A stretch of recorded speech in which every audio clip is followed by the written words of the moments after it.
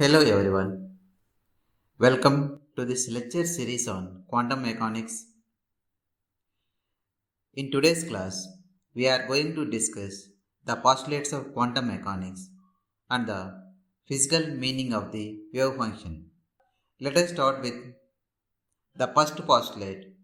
A quantum system is completely described by a wave function denoted by psi of x comma t.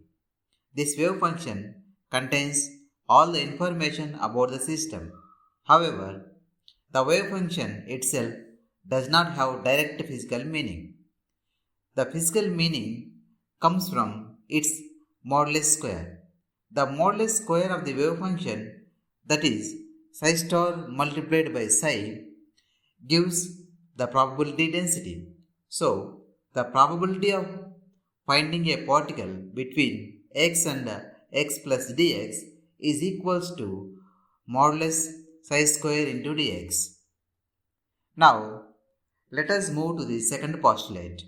Every physical observable is represented by an operator. For example, position is represented by x cap, momentum is represented by minus I h hat d by dx. Energy is represented by I h hat d by dt. So, in quantum mechanics, we replace physical quantities with operators. The third postulate is about measurement. When we measure a physical quantity, we obtain one of the eigenvalues of the corresponding operator. If an operator acting on a wave function gives a constant multiplied by the same wave function, then that constant is called an eigenvalue. So, measurement results are always eigenvalues. Now let us discuss expectation value.